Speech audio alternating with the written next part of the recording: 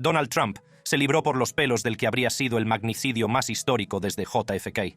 De momento, el FBI ha podido descubrir la identidad del tirador, un hombre llamado Thomas Matthew Crooks, que estuvo a centímetros de acabar con la vida del expresidente. Todo en este asunto era aterrador, pero, a pesar de todo, Trump salió con el puño en alto. La verdadera pregunta es, ¿quién es exactamente este tipo? ¿Y por qué querría a Trump muerto? ¿Quién es Thomas Matthew Crooks? El FBI ha identificado a Thomas Matthew Crooks, un joven de 20 años de Pensilvania, como el sospechoso del intento de asesinato del expresidente Donald Trump durante un mitin de campaña en el condado de Butler. El joven de 20 años de Bethel Park, Pensilvania, apuntó su arma y disparó hacia el escenario donde el expresidente Donald Trump estaba hablando en un mitin de campaña en el condado de Butler. El caos que siguió fue instantáneo. Los agentes del servicio secreto reaccionaron en segundos, disparando a Crooks antes de que pudiera causar más daño. Sin embargo, una bala rozó la oreja de Trump y, por desgracia, un inocente asistente al mitin murió. Las redes sociales de Trump se encendieron con su dramático relato del suceso y sus condolencias por el simpatizante caído. Las personas que se encontraban cerca intentaron advertir a los agentes de seguridad de que había un hombre tumbado en un tejado con una pistola apuntando al mitin, pero ya era demasiado tarde. Tras el intercambio de disparos, más tarde encontraron un AR-15 cerca de su cuerpo. Este hombre, Crooks, tenía una extraña historia. Ya en el instituto, en Bethel Park, intentó entrar en el equipo de rifle.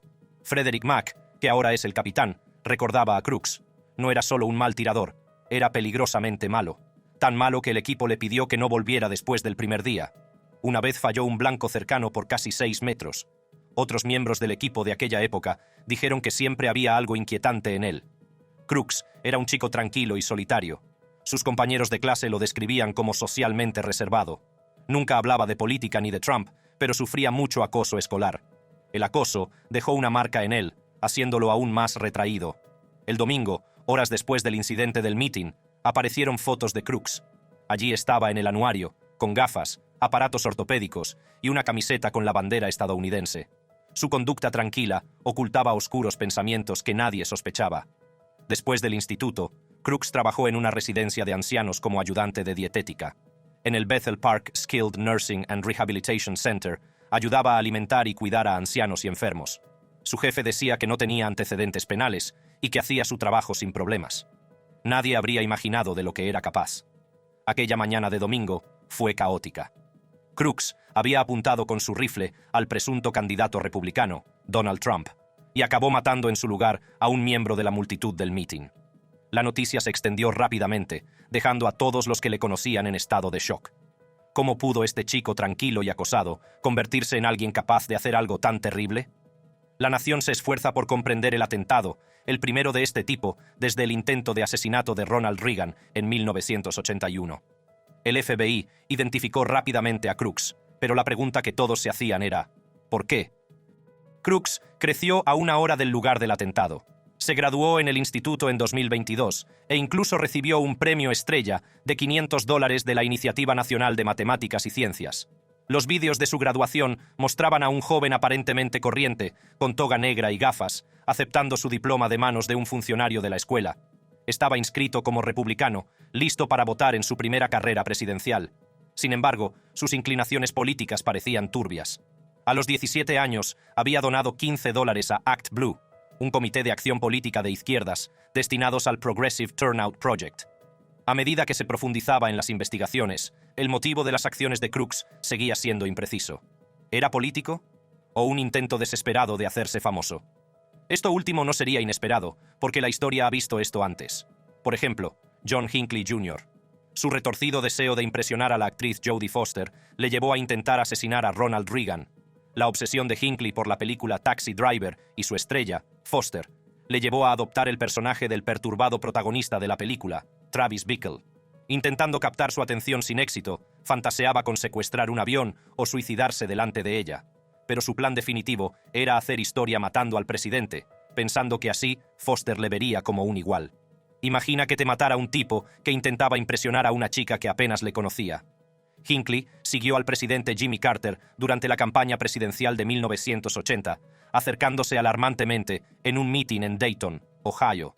Su comportamiento llamó la atención de la policía del aeropuerto de Nashville, donde fue detenido al intentar embarcar en un vuelo con esposas y 3 pistolas descargadas. A pesar de ello, fue puesto en libertad el mismo día con solo una multa. Si tan solo hubieran sabido lo que vendría después. Pronto su objetivo fue el recién elegido presidente Ronald Reagan. Compró más armas y esperó hasta que vio su oportunidad el 30 de marzo de 1981. Disparó 6 tiros contra Reagan frente al Hotel Hilton de Washington, hiriendo al presidente y a otras 3 personas. El mundo contempló horrorizado cómo la historia casi se repetía. Como en el caso de Hinckley, los motivos de Crooks podrían seguir siendo un misterio para siempre. Internet se llenó de teorías, cada una más disparatada que la anterior. Algunos afirmaban que era un peón en un juego político mayor, mientras que otros creían que era un lobo solitario en busca de notoriedad. Trump, todo un showman, utilizó el incidente para recabar apoyos, agradeciendo a sus seguidores sus oraciones y alabando la intervención divina por haberle perdonado la vida. El atentado del meeting se ha convertido en un frenesí mediático, con los investigadores intentando escudriñar cada detalle de la vida de Crooks. ¿Cómo llegó hasta allí? Crooks estaba tumbado boca abajo en un tejado, con el rifle en la mano y los ojos fijos en su objetivo. El ambiente en el meeting era electrizante, con Donald Trump, que acababa de empezar su discurso. De repente, sonaron disparos. Trump se agarró la oreja derecha con la mano derecha. Luego se miró la mano, viendo sangre antes de caer de rodillas detrás del podio. Los agentes del servicio secreto le cubrieron rápidamente, protegiéndole de mayores peligros. Un minuto después, Trump salió, pero su icónico sombrero rojo, Make America Great Again, había sido derribado. Se le oyó decir, «Esperen, esperen», antes de levantar el puño desafiante. Los agentes se lo llevaron rápidamente a un todoterreno negro, alejándolo del caos. Bob Ayers, exagente de la CIA y analista de seguridad internacional, hizo comentarios desde Taunton, Reino Unido, criticando a la unidad del servicio secreto estadounidense, responsable de la seguridad de la zona. Afirmó que no hicieron un buen trabajo. No debería haber habido ninguna posibilidad de que una persona armada escalara un edificio y disparara contra el expresidente. Se descubrió que Crooks llevaba explosivos en su vehículo, lo que añadió otra posibilidad de peligro a la situación. El representante estadounidense Mark E. Green, presidente del Comité de Seguridad Nacional de la Cámara de Representantes, envió una carta al secretario de Seguridad Nacional, Alejandro Mayorkas. Planteó preguntas sobre el tiroteo del meeting de Trump y exigió información sobre la protección del servicio secreto del expresidente. Green subrayó la gravedad del fallo de seguridad y lo calificó de momento escalofriante en la historia de la nación. Cuestionó cómo el tirador pudo acceder a una azotea al alcance y en línea de visión directa de donde Trump estaba hablando. Este incidente trajo recuerdos de aquel otro día oscuro de la historia estadounidense. Cuando Reagan salía de un hotel por President's Walk, en Florida Avenue, los periodistas le estaban esperando. Reagan salió por la salida de T Street NW hacia la limusina que le esperaba, mientras Hinckley aguardaba entre la multitud de admiradores. A pesar de los exhaustivos controles del servicio secreto, cometieron un grave error al permitir que un grupo no controlado se situara a menos de 5 metros del presidente, detrás de una línea de cuerda. La agencia suele utilizar múltiples capas de protección. La policía local en la capa exterior, agentes del servicio secreto en la capa intermedia que comprueban si hay armas, y más agentes formando la capa interior inmediatamente alrededor del presidente. Sorprendentemente, Hinckley había atravesado las 2 primeras capas. Mientras varios cientos de personas aplaudían a Reagan, el presidente pasó inesperadamente justo por delante de Hinckley. Los periodistas situados detrás de una barricada de cuerda a 6 metros de distancia hicieron preguntas. Cuando un miembro de Associated Press gritó «Señor presidente», Hinckley se agachó y disparó rápidamente un revólver ROM RG-14.22 LR de acero azul 6 veces en 1,7 segundos, fallando los 6 disparos contra el presidente. Cuando el servicio secreto anunció por primera vez disparos efectuados a través de su red de radio, Reagan, cuyo nombre en clave era Rawhide, fue retirado inmediatamente del lugar por los agentes de la limusina, cuyo nombre en clave era Stagecoach. Al principio, nadie sabía que Reagan había recibido un disparo. Después de que un agente registrara el cuerpo de Reagan y no encontrara sangre, declaró que Rawhide está bien, vamos a Crown, que era la Casa Blanca, prefiriendo sus instalaciones médicas a las de un hospital sin seguridad. Este espeluznante incidente dejó a la nación conmocionada. Crooks, de solo 20 años, había disparado a un expresidente. La rápida respuesta de los agentes del servicio secreto salvó a Trump de un desenlace más trágico, pero el fallo de seguridad planteó cuestiones críticas. El vehículo cargado de explosivos que Crooks abandonó puso de relieve la posibilidad de una destrucción aún mayor. En medio del caos, el gesto desafiante de Trump y su rápida retirada del lugar demostraron su resistencia. Sin embargo, la amenaza era real, y la vulnerabilidad expuesta en el mitin ha enviado ondas de choque a través del paisaje político. La opinión pública se enfrenta a la realidad de que ni siquiera un expresidente, rodeado de la mejor seguridad del mundo, era inmune a tales amenazas. La comparación con el intento de asesinato de Reagan era inevitable. La capacidad de Hinckley para acercarse tanto a Reagan, a pesar de las capas de seguridad, fue muy similar a la asombrosamente exitosa brecha de Crooks. ¿Una conspiración mayor? Con las elecciones del 5 de noviembre, las cosas se están calentando. Esta época siempre es salvaje. Las emociones están a flor de piel y la gente se apasiona. Esto a menudo conduce a conflictos e incluso a la violencia. Cuando se acercan las elecciones, las diferencias políticas se agudizan. Los partidarios de los distintos candidatos se enfrentan, y a veces los grupos extremistas llegan a extremos violentos para eliminar a sus oponentes o perturbar el proceso. Si echamos la vista atrás en la historia, los asesinatos políticos se han sumado a esta tensión. John F. Kennedy, Robert F. Kennedy y Martin Luther King Jr. fueron asesinados en épocas de grandes cambios políticos y sociales. Estos sucesos están frescos en la memoria de la gente y recuerdan a todos lo peligrosos que pueden ser estos tiempos. Ya hay muchas teorías sobre el atentado contra Trump.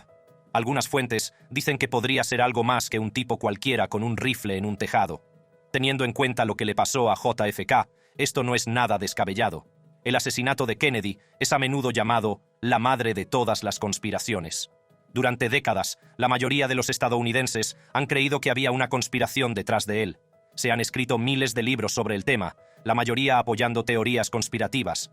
En estas teorías, el papel del tirador, Lee Harvey Oswald, varía ampliamente, desde co-conspirador hasta completamente inocente. Entre los presuntos culpables figuran el FBI, la CIA, el ejército estadounidense, la mafia, el complejo militar industrial, el entonces vicepresidente Johnson, Castro, el KGB o una mezcla de todos ellos. Los teóricos de la conspiración a menudo sostienen que hubo múltiples tiradores, afirmando que hubo una triangulación de fuego cruzado y que el disparo fatal provino de un montículo de hierba, alcanzando a Kennedy en la parte frontal de la cabeza.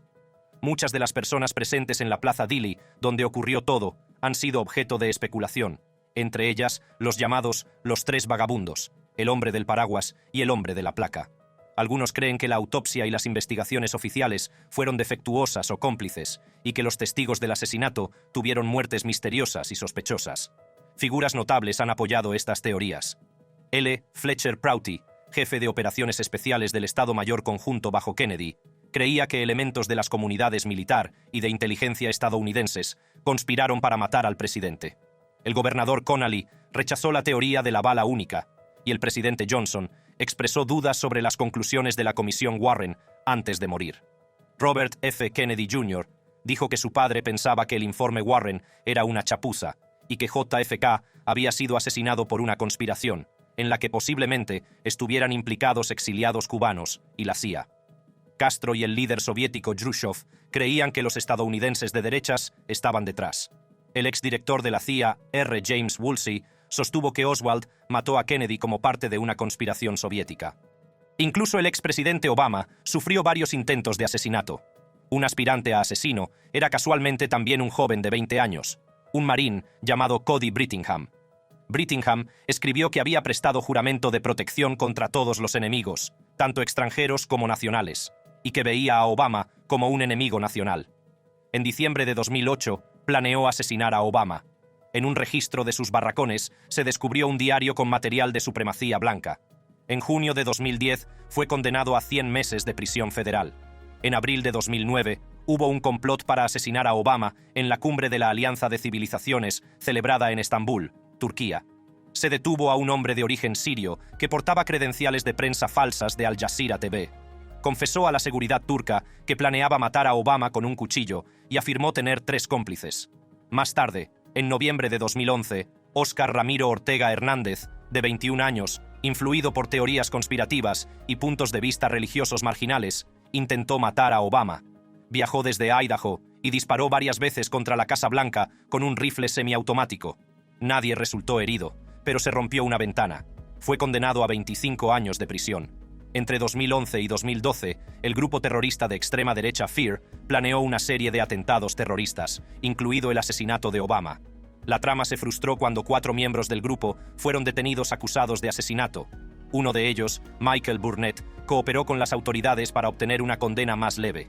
Al año siguiente, en octubre de 2012, un enfermo mental llamado Mitchell Cusick fue detenido tras decirle a su terapeuta que planeaba matar a Obama con una escopeta en un acto de campaña en Boulder, Colorado.